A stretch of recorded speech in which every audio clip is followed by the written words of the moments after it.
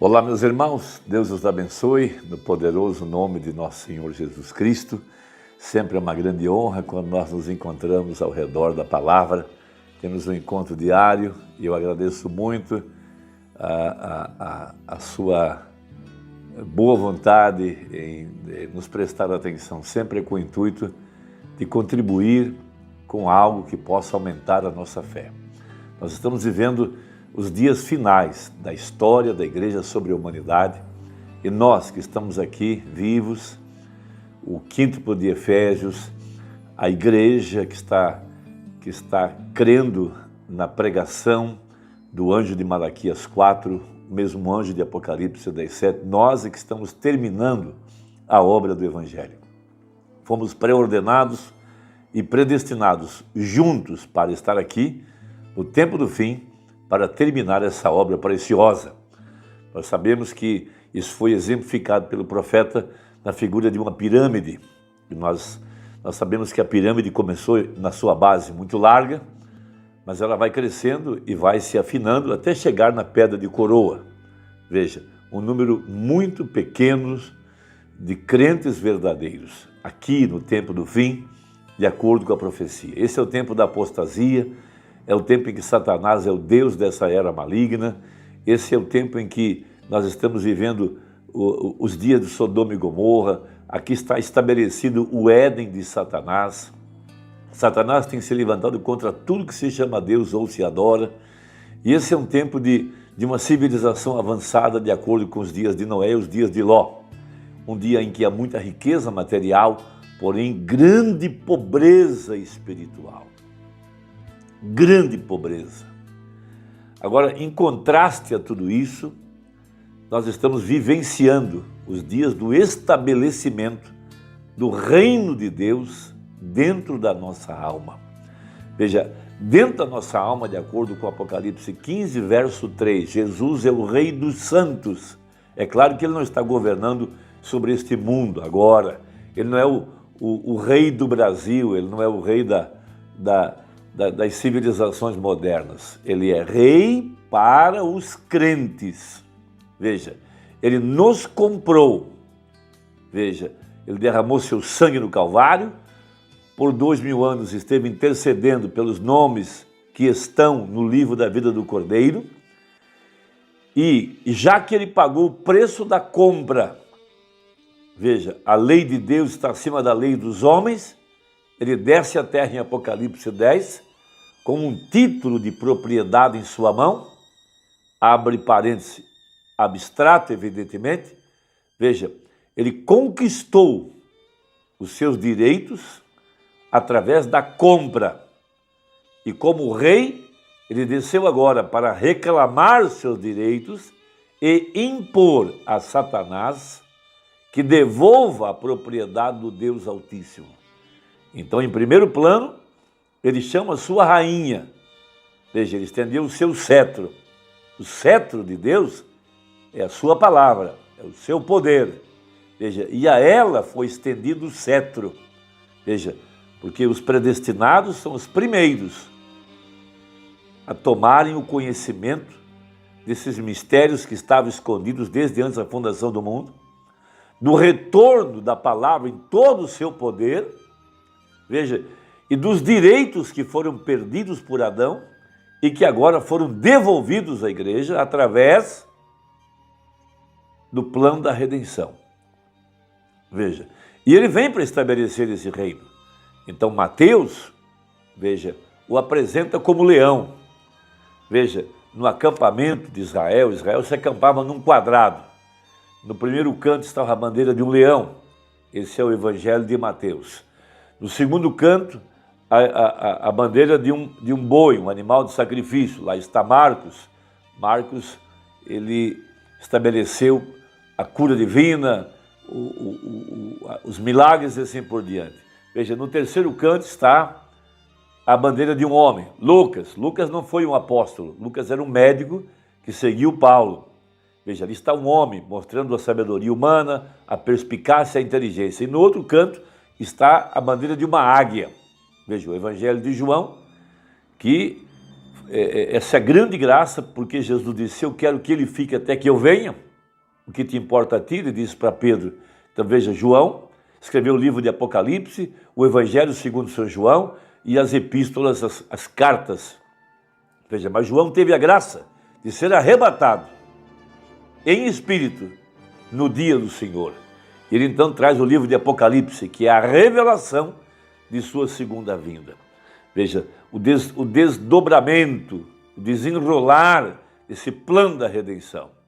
Veja, e aqui ele vem agora em Mateus para estabelecer seu reino, o reino messiânico, como falou o profeta na mensagem, as 5 identificações da verdadeira igreja. A verdadeira igreja hoje é chamada de o reino messiânico. E esse reino não pode ser organizado, não pode ser denominado, ninguém vai ter o controle. Quem tem o controle é Jesus, ele é o rei, ele comprou, ele tem direito, ele não pergunta para ninguém, ele não pergunta a opinião de ninguém, ele não se aconselha com ninguém, ele faz de acordo com a sua vontade.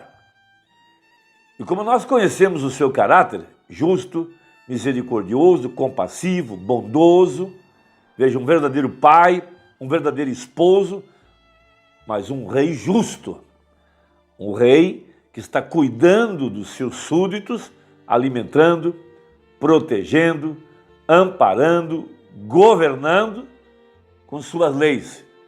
E a lei maior desse reino é o amor. Então Mateus 5 mostra um claro contraste em quem é cidadão desse reino e quem não é. Porque se você tem o estabelecimento do reino em Mateus 5, todos os que não preenchem os requisitos de Mateus 5 são cidadãos das trevas e não cidadãos do reino dos céus. Veja, o estabelecimento do evangelho, veja, a pessoa humilde de espírito, a primeira bem-aventurança, bem-aventurados os pobres, ou outra tradução fala, os humildes de espírito, porque deles é o reino dos céus. Então fica fora o arrogante, o soberbo, o altivo, o orgulhoso, o que não aceita ser liderado, o que não aceita ser pastoreado. Quando eu falo pastoreado, é o supremo pastor, né? Jesus Cristo. E como é que ele nos pastoreia? Através da sua palavra. Um desejo do rei para nós é uma ordem. Veja, a exemplo de Jesus, que se comportou como uma ovelha. Veja, um filho legítimo. Veja, ele se submeteu à palavra. Veja, em Mateus 4, quando Satanás veio tentá-lo, ele se submeteu à palavra, ele tomou o que estava escrito e conduziu a sua vida pelo que estava escrito, dando-nos o exemplo de como é que se comporta o cidadão do reino dos céus. Então veja, os verdadeiros humildes de espírito são os que aceitam a liderança do Espírito, sim. Veja, eles creem que suas vidas estão nas mãos de Deus, e eles estão prontos a ouvir a voz de Deus, e a vontade de Deus é o que prevalece. Sim. Então eles sabem que, em outras palavras, né? Amanhã, se Deus quiser, não só iremos a tal lugar, se Deus quiser faremos negócios, se Deus quiser teremos êxito, e assim por diante. Então, as bem-aventuranças, elas mostram os que pertencem ao reino de Deus e aos que não pertencem. Então aí temos então, bem-aventurados humildes de espírito. Agora, nós temos uma grande escritura no livro de Juízes a respeito de um cidadão do reino dos céus, tremendamente escriturístico e que tinha um coração humilde, a quem o Senhor veio a ele. O personagem é Gideão. Gideão é um retrato de um homem humilde de espírito, é um retrato de um cidadão do reino dos céus. Sem considerar outros, é claro. Mas vejam, Juízes 6:11. Então o anjo do Senhor, esse é Jesus, esse é o Espírito Santo, veio e assentou-se debaixo do carvalho que está em Ofrá. Deus, em forma teofânica, era um homem que pertencia a Joás, a Biezrita, e Gideão, seu filho, estava malhando trigo no lagar para o salvar dos midianitas. Toda a colheita do ano, tudo aquilo que eles plantavam e colhiam, os midianitas vinham e levavam tudo. E esse era o juízo de Deus sobre a nação, porque tinham pecado. Quando vemos um país como o nosso, veja, uma carga tributária enorme, nações estrangeiras levando embora nossas riquezas. Isso nada mais é do que um julgamento sobre a nação de um país idólatra, que abandonou a verdade da palavra, que exalta as feitiçarias, o carnaval, que aceita essas novelas imorais e toda essa pornografia e toda essa sujeira que está aí. Qual é o julgamento? As nações estrangeiras vêm aqui e levam embora as nossas riquezas e não podemos fazer nada. Nós estamos na mão de governantes hipócritas, mentirosos, que governam o povo com um jugo pesado de impostos, e assim vai. Israel estava na mesma condição. Veja, então o anjo do Senhor lhe apareceu e lhe disse: o Senhor é contigo, varão valoroso. Eu creio que a maior bênção que o homem pode ouvir é essa: o Senhor é contigo.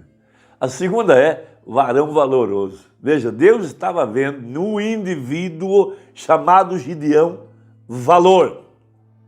E mesmo que ele não percebesse, Deus era com ele. Por que será?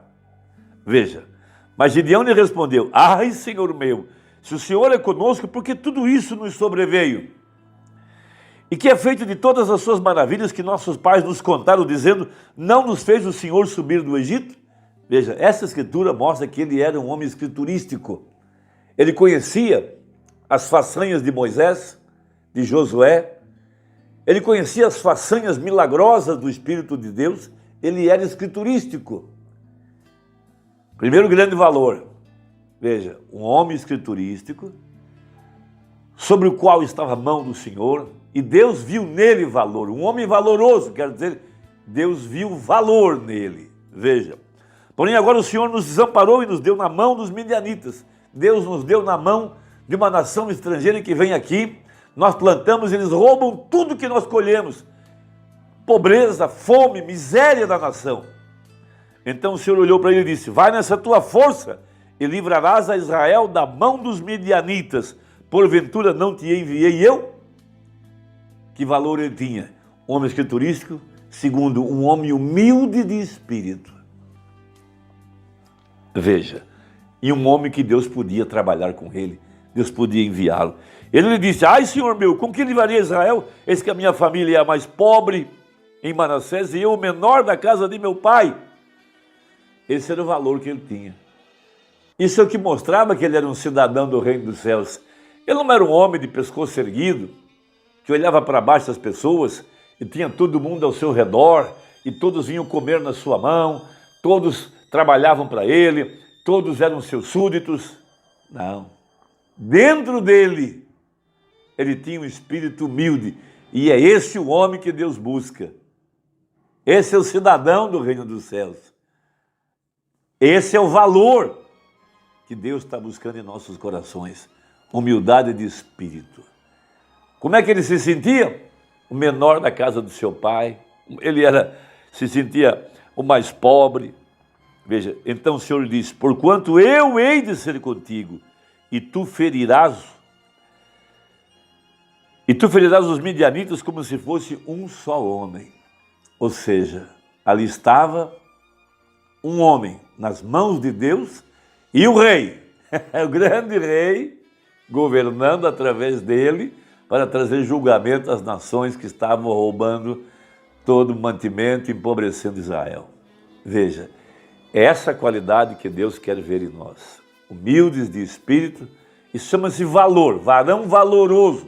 Para Deus, o valoroso é esse, humilde, aquele que pode ser usado, que pode ser enviado, que Deus pode pastoreá-lo, que Deus pode operar através dele. Irmão, que Deus te abençoe. Deixa aí o seu comentário. Se não for inscrito, inscreva-se. Aperta aí o sininho para que você possa receber nossas mensagens. Até a próxima, se Deus quiser, em nome de Jesus. Amém.